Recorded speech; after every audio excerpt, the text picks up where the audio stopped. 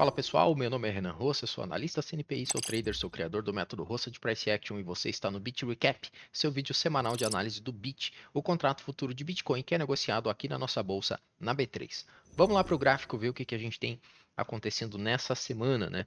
Que é a semana de virada de contrato, né? Se a gente for olhar aqui pelo gráfico diário, a gente consegue perceber, né, que esse último candle, que é o candle de hoje, ele muda, né, de posição se a gente ativa e desativa o ajuste de virada de contratos. Tá? Eu particularmente sempre gosto de ver sem o ajuste de virada de contratos, que é como está aqui, tá? Porque aí eu vejo aqui atrás os preços que foram efetivamente negociados nos contratos passados, tá certo?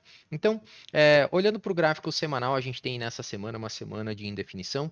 Semana passada foi uma semana compradora, a gente teve algum movimento, né, conseguindo superar o 365 578, que era uma máxima que a gente já tinha comentado anteriormente como um ponto importante, né? A gente teve essa semana compradora e essa semana não dá continuidade ao movimento comprador da semana passada, né, que levou o mercado para próximo das máximas aqui na região do 401 mil, tá?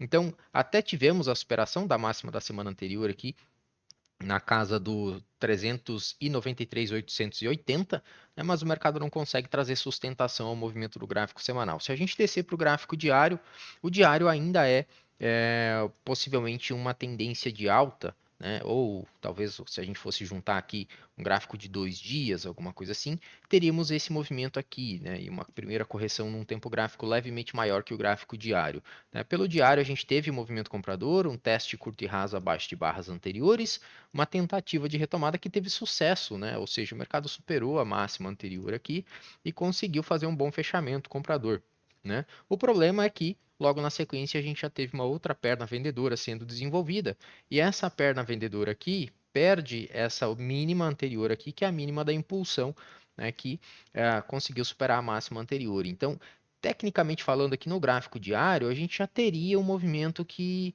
não é tão interessante, porque a gente parte de um rompimento, né, o mercado faz um rompimento, uma correção curta e rasa, consegue retomar, né, e essa correção aqui, que poderia ser uma correção complexa, já não é lá tão interessante, né? Se a gente fosse olhar, por exemplo, um gráfico de 2 dias aqui, aí sim teríamos aqui no gráfico de 2 dias o movimento anterior de alta, um primeiro teste abaixo de barras anteriores e agora, né, com o dia de hoje fechando, um candle de indefinição que consegue testar acima das máximas anteriores, mas que deixa somente sombras, né, e fecha um candle de indefinição. Então aqui a gente poderia ainda ter um canal curto e raso, né, com uma correção razoável, mas uma retomada aqui bastante ruim, esse fechamento aqui bastante complicado, né, não traz sustentação do movimento. Lembrando que a gente se aproxima das máximas aqui do 401, que é a região de máxima do tempo gráfico maior lá do gráfico semanal, tá?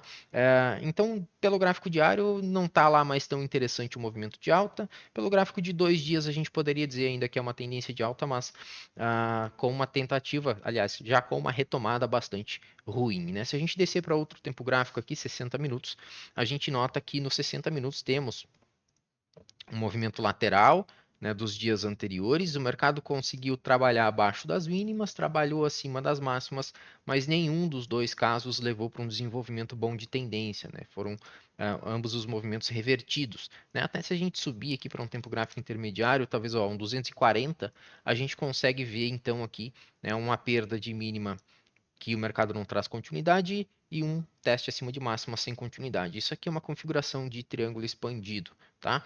Ou seja, o mercado não consegue tomar tendência, mas ele gradualmente, né, produz falhas consecutivas. Então aqui a gente tem uma falha de mínima, uma falha de máxima, né? O mercado supera a máxima, volta, perde a mínima e volta. Então é ainda o mercado lateral, não temos uma tendência nesse tempo gráfico de 240 mas ainda assim o mercado conseguiu expandir um pouco a lateralidade, né? Antes a gente tinha aqui por mais ou menos aqui uma casa, né, de 16 mil pontos. Aqui agora a gente tem 23 mil pontos de máxima mínima. Pelos 60 minutos, comportamento de perna lateral, né, mercado trabalhando dos dois lados da média, uma lateralização bastante ampla aqui no gráfico de 60. Nos tempos gráficos menores, a gente consegue encontrar algumas tendências sendo desenvolvidas dentro da lateralização do gráfico de 60 minutos ou de 240, né? Mas ainda assim, na maioria do tempo, a gente tem mercado sobreposto, né? Mercado com barras que não conseguem construir pernas com grandes deslocamentos, a gente não tem grandes continuidades, os movimentos mais contundentes que a gente tem aqui acabam sendo revertidos. Então, até mesmo no dia de hoje, né, a gente teve um dia aí que, acabando, foi um dia de movimento, né, considerando a abertura do mercado para onde a gente está agora, 1,5% de queda, o que não é grandes coisas para o BIT, mas grande maioria do tempo barras sobrepostas, barras de indefinição, a média também não consegue ganhar grandes inclinações, quando ganha, né, o mercado reverte o movimento, acaba ficando tudo sobreposto nas pernas anteriores.